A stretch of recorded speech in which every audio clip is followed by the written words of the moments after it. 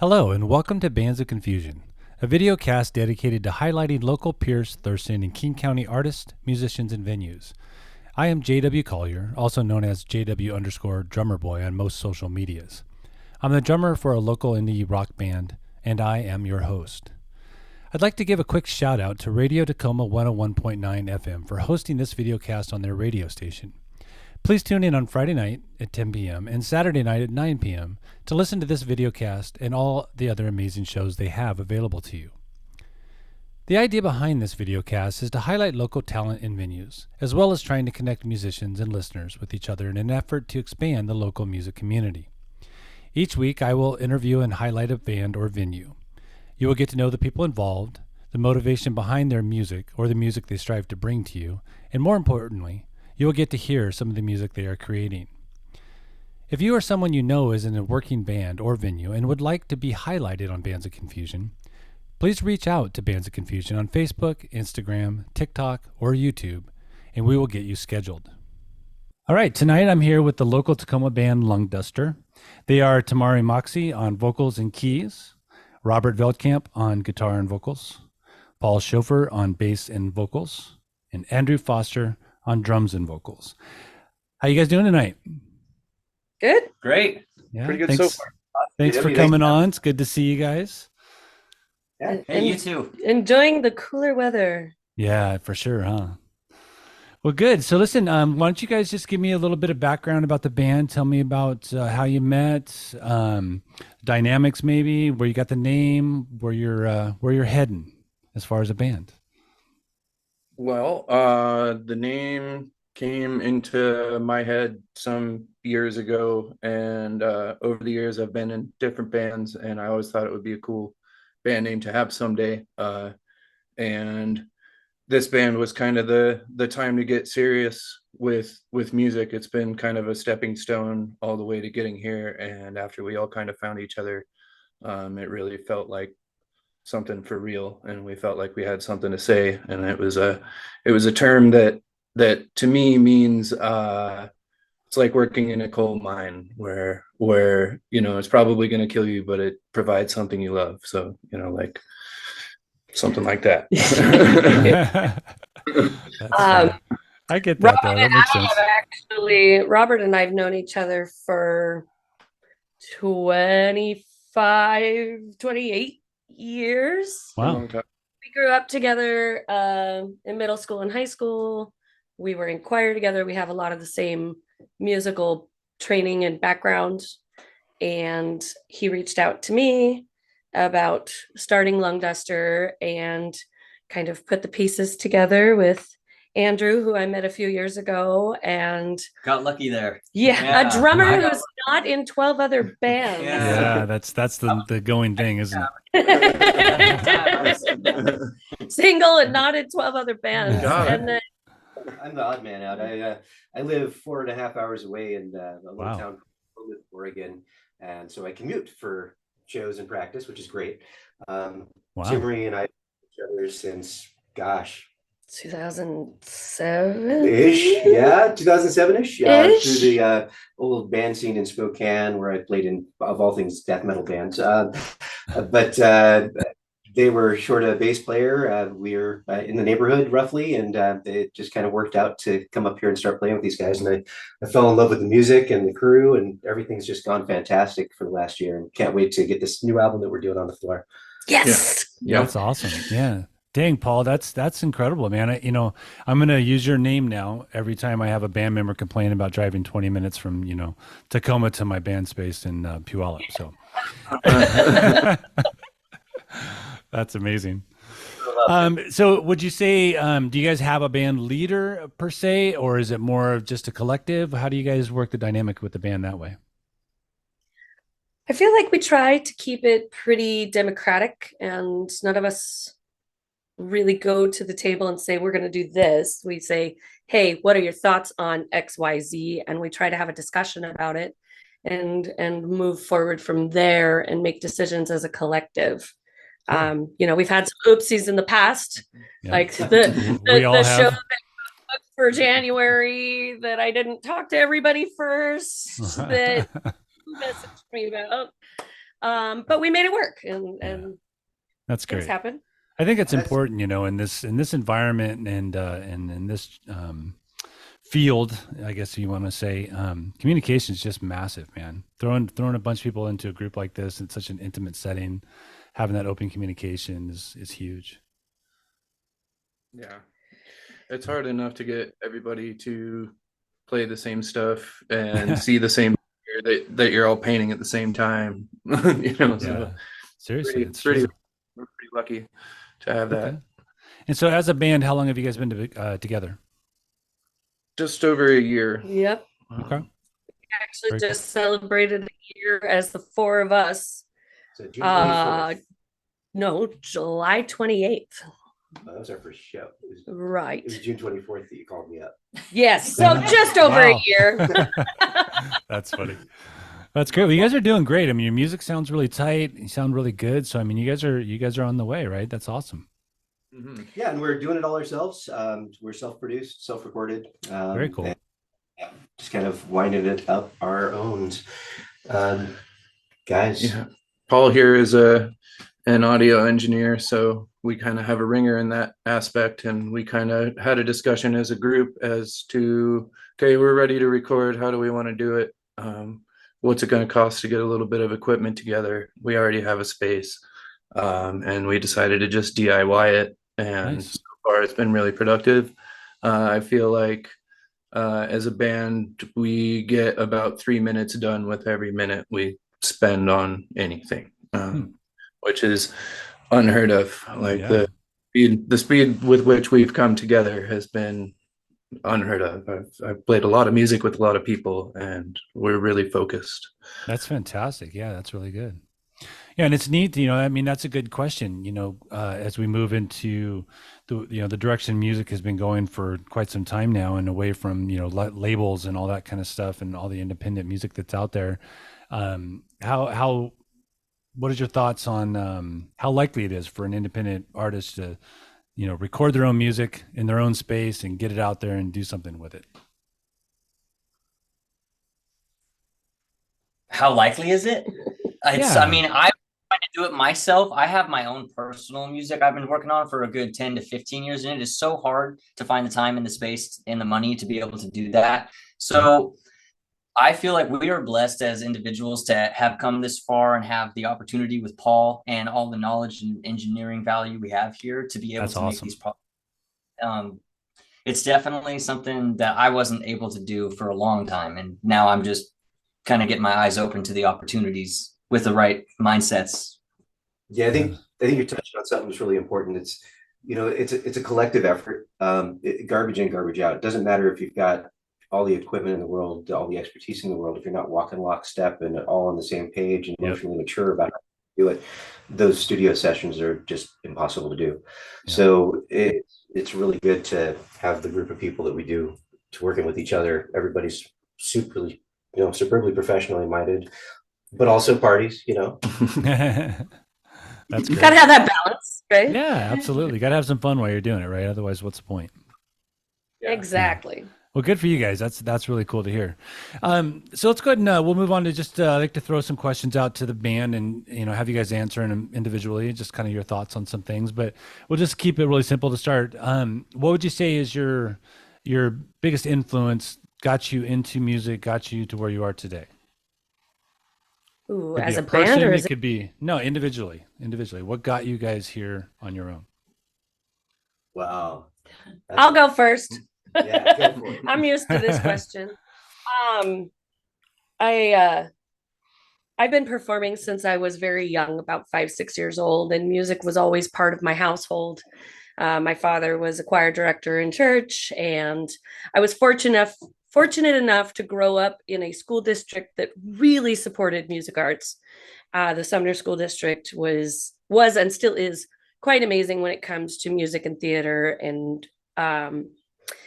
has really been something that I've been proud to watch continue in their current status. My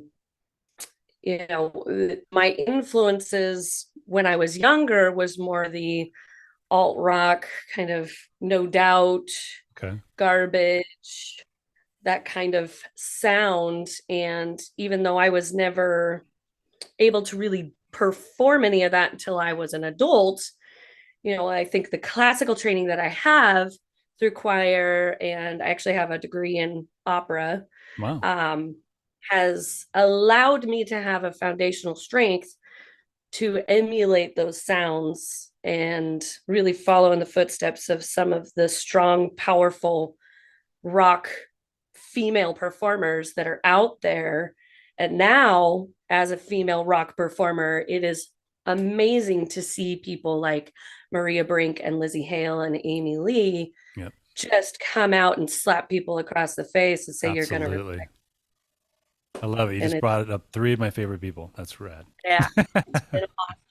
That's great. Very cool. Robert, how about you?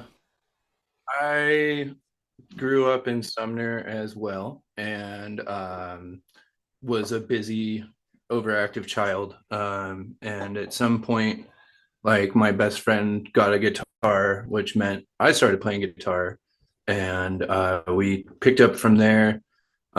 Took lessons for a little bit from a guy in Sumner named Ed Lynch, who taught me how to play like blues music, which was kind of neat. My dad, who doesn't play, has always been really musical.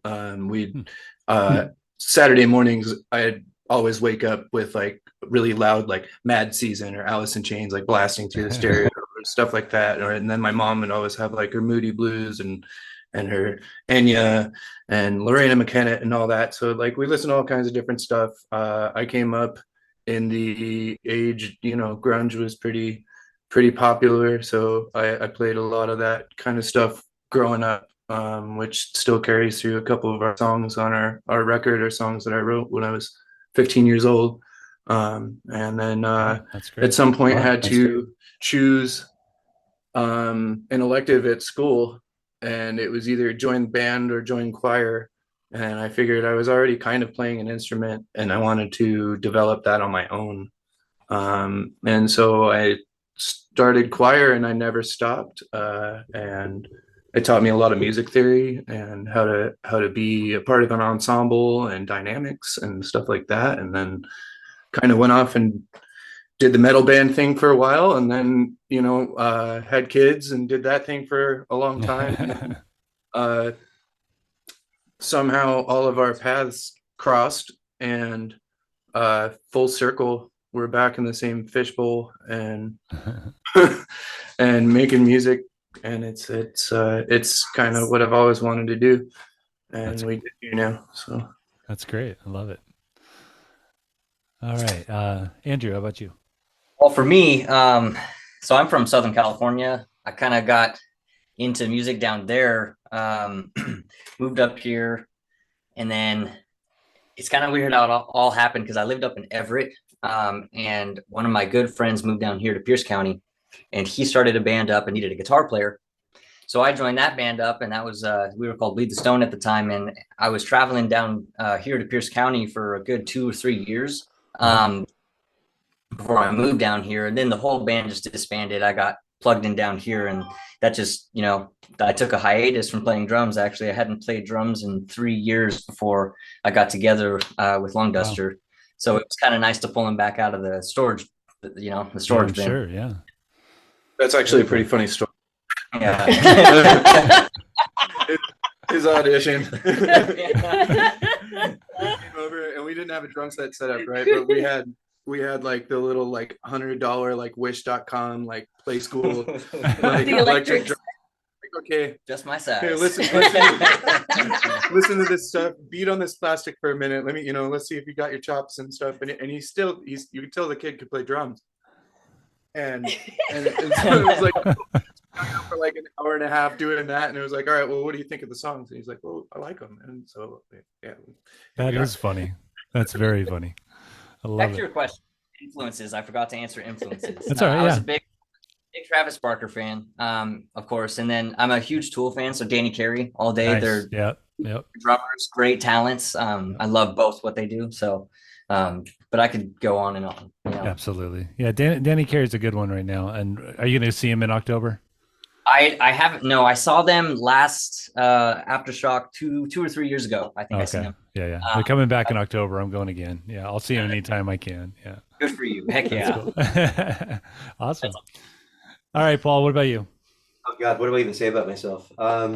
Okay, so mom was a thespian. I started training piano and vocals at a very young age. Was professionally trained on both, and played flute all through school, and really hated music for the most part during my younger until I saw a band on MTV named Cinderella, and they were playing Save, and I just jaw on the floor, had to do that. That was going to be my fucking life from then on. Okay. Wow.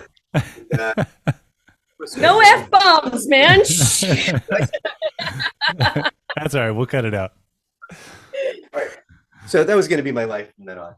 Yep. And I got to tell you, it's been a ride. I've been in, 13, now 14 bands in my life. One of them for 11 years, a band named Benign out of Spokane, Washington. That was a tech death metal offbeat kind of thing that was a little bit too young at the time, but super heavy. And we played hundreds of shows. It was fun. Yeah. Took a break for about the last year or so before Timmery called me up, and I was just primed and ready to jump back into the scene again. And it's been a blessing in my life. I love these guys, and I love the music that we're doing, no matter the style. And it's freaking awesome. That's great. Yeah, sometimes those breaks are important, kind of regroup and change your perspective and look at things a little differently. You come back in it with a whole fresh view, right? Oh, for sure. Mm-hmm. Now, as far as influences, obviously not just Cinderella, but I've so many various influences over the year, ranging from things like what's that guy's name? Oh yeah, King Diamond, Ozzy Osbourne. Nice. What bass player doesn't name Geddy Lee at some point? Yes. There's so many. I could not possibly give enough gratitude to all of them that exist, but I listen to them all. Yeah. Very cool. Do you guys do any covers at your shows? Now and then. Sometimes. Yeah. I ask just out of curiosity, because the last band I was in, we were doing all originals, and a buddy of mine that I used to play in a band with a couple years ago, had asked me about a question. Hey, why don't you do a cover or two? And I'm like, yeah, we just don't want to do them. And he's like, you have to give reverence to the bands who got you where you are now. Like even just one song. And when he said that, I was like, immediately, yes, we need to add a cover. And we did the next show. I just thought that was a neat kind of way to look at it. How do you guys feel about that? I feel with covers, I think that's very important to pay reverence and kind of clue people in. Like you get a second, you're on the soapbox, right? So you get a second. Hey, if you like us, you should go check out the Melvins, or you should check out L7, or you should check out, the Reverend Horton Heat or stuff like that. And you don't always get a chance to chat with people, but you can show them that. And then also with covers, we tend to, they don't sound like the record when we play them. Yeah, I think that's great. Like we like to kind of genre bend things and kind of make it original and take people on a journey where you might not necessarily know what song you're listening to for the first 30 seconds. Yeah. And that's cool though, because then once it comes in and you're like, oh, I get it. I see what they're doing, Yeah, that's awesome. Very cool. Very cool.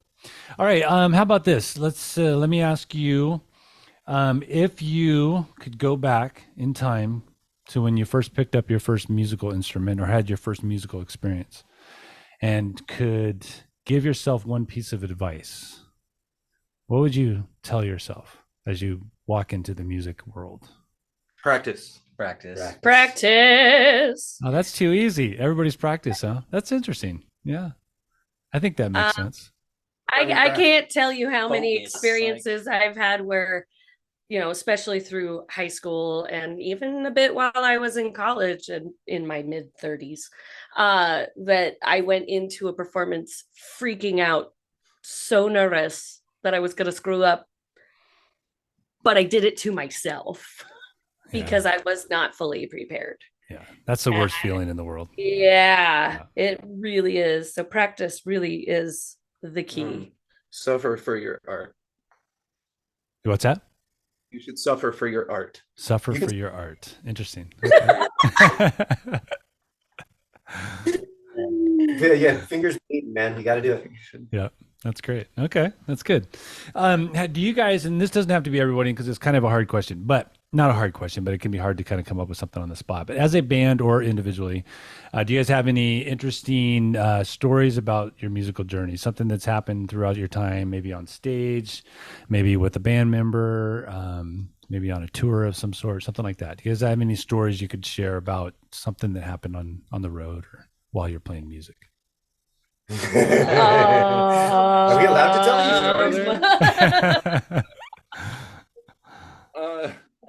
For the kids at home, I once escorted one of our last percussionist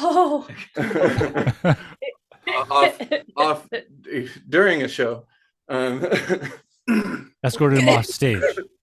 Yes. Okay. Okay. Yeah.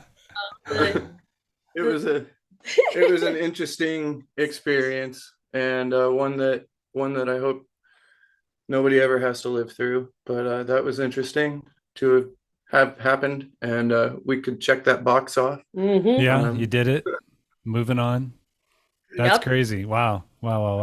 So then you just finished the set without the drums? Yeah. Yeah. We started the set without the drums. Yeah, he showed up about halfway through the set. Wow. Yeah, it was my first performance with Lungduster. It was my first time performing with a band since 2016. And yeah, he showed up halfway through the set. He was mostly two sheets to the wind, and okay. Starts trying to stumble up on the stage, and Rob's like, I don't think so. That's a good one, you guys. That's going to be the best one so far, I think. But I'm sorry you had to go through it. But hey, for entertainment purposes, you guys win. Builds character. Yes, it does. Yes, it does. One of the things we like to do when we play shows is try coordinating our outfits a bit. Yes. And so we've done several different versions of ourselves along the way. We've done hippies. We've done, you guys. We did a day at the beach. A day at the beach. Now that was a fun one. That is fun. This place called the Plaid Pig, and it was a concert called, was it Fishy Fest? It was Fishy Fest. Fest. That was what cued the idea for, hey, day at the beach, right? Well, I didn't know we were playing with metal bands that were going to come out on the black. So we showed up, and I'm wearing flippers and a snorkel. Oh my goodness! I was dressed as a pirate. Yeah. How did I miss that show? That would have been a blast. Everybody was a little shocked at Rob's little two-piece bikini. I just wore a really nice sundress. Okay. That's funny. And it was April Fool's Day, and it was cold. It was so cold. Oh wow. Day at the beach during April in Washington State. That's great. Awesome. Hey, I have to ask Andrew, your shirt, Bear Hug, is that from the band, the local band? Yeah, we actually played a show with them at the Plaid Pig. I'm pretty sure. Yeah. Very cool. Yeah. So they've been on this show as well. Great. That's awesome. Yeah. So it's a small world, right? It's awesome. I love it. Small Tacoma. Yes. Well, very cool. Hey, so let's listen to some music. You guys ready for that? Sure. All right. So what I'll do is I'm going to put on. We'll start with you. You guys sent me 2 songs. I'm going to start with "Any Port in a Storm." We'll listen to about 2 minutes of that, and we'll come back, and you guys can tell me a little bit about the song. Okay. Okay. All right. Here we go.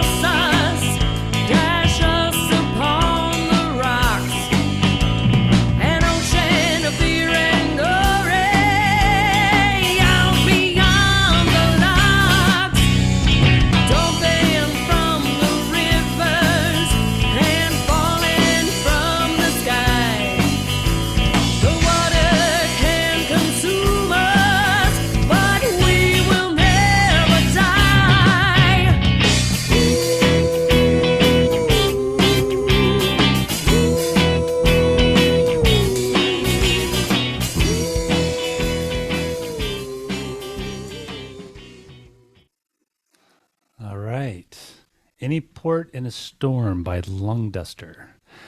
Tell me about the song, you guys. First, I just got to say, it's the first time I've done that because, I can see you guys back there and you guys are dancing, getting your pictures taken. That was awesome. I loved it. All right. Tell me about the song. So that song is a water themed song. We like to do that sometimes. Sometimes writing is difficult. So we'll start with kind of a prompt and then go with that. And sometimes stuff that starts sarcastic will turn into something real. And that's kind of where that one went with. It's kind of a spooky, fun, dancey, kind of lighter song. Yeah. It's got a good feel to it. It does. Definitely get some people dancing to that song, I would think. Well, and to follow that, we're kind of building on the elements. So we have a song called Earth Rising. Oh, okay. And then Any Port in a Storm has got that water theme. And we're probably going to end up building on that a little bit, as we have another song that references all of the elements: earth, air, fire, water, spirit. Oh, cool. And so it kind of goes along that. So like Rob said, it started with this spooky, eerie kind of water theme and evolved. That's cool. And so nobody really took the reins on writing it. It just kind of developed itself, and then you kind of just started adding everything in together. It started as a riff that I had, and I wrote the lyrics, but it was just kind of, we're all in the same room. Yeah. Thing, and throwing things out I think there. I had and 2/3 of it written, and then I kind of showed it to these guys, and then it was like, hey, we need at least 3 verses. And so while we were all kind of standing around, I was like, hey, hold on, we'll get it. And then nice. within 5 minutes, so here's the rest of your song. And very cool. So writing the lyrics in the practice room as you're learning the song from minute one. Sometimes. That's cool. I love that. That's great. That's organic though, right? That's the real deal. I love it. Any Port in a Storm. One thing I love about this is that, we do a lot of our work together very organically. The phrase "any port in a storm" was actually a phrase that Andrew had said months and months before this, before Rob had even come up with this riff. And so we have a little group file that we're like, ooh, here's a line we got to put in something sometime. And ooh, here's a line that we got to put in something sometime. We just keep little snippets and ideas that maybe we can stick in somewhere. I love that. That was one of them. And you never sit down and go, okay, today, guys, we're going to work on idea 75 through 81.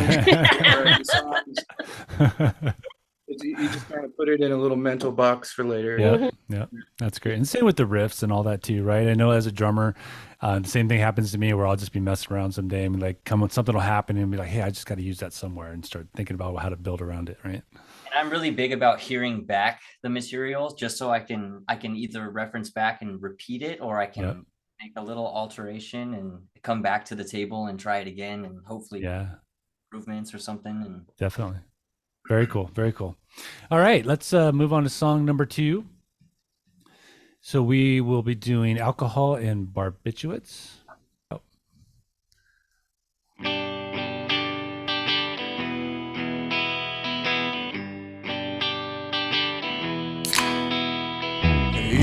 Eerie, violent, convulsion of step shakes through your body as you take your last breath. Alcohol and barbiturates, some say is the cure. Alcohol and barbiturates kill you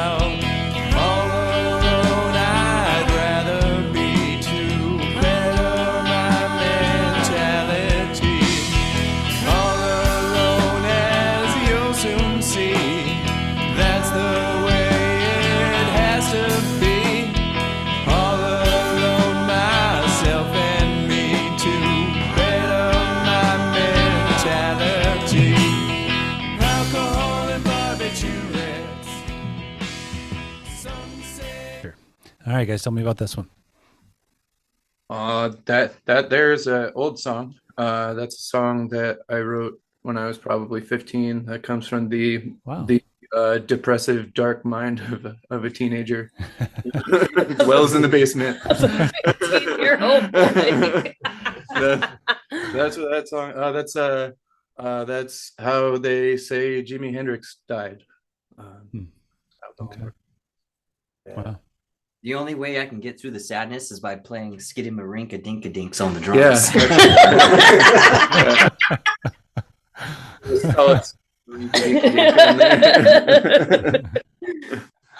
Funny. Right on, guys. Well, nice. Thanks for sharing your songs with us. Give you guys a little taste, put it out there. If people want to find out more, then that's the next part of this interview, is to ask you guys to let us know where we can find you. So social medias, websites, any of the music platforms, and of course, upcoming shows. At the moment, all we really have is our Facebook band page. It's just Lungduster, one word. Okay. Pretty simple to find us on Facebook. Soon we will have more outlets online to find our music. As we said at the beginning, we are currently like fingernail scratches away from it being done. It's so Very cool. close. Yeah, we're so close. So close. We're actually doing some tracking tonight. In fact. Oh, nice. Very cool. Very fine touches on a couple of the tracks that we're not done with yet. And Okay. back in editing mode, and hopefully within a month we'll be ready for release. Fantastic. That's great. How many songs? 8 Yep. Okay. songs. Very cool. And so we're looking about a month before that comes out. And then in the meantime, where are you guys playing coming up? Any shows coming up?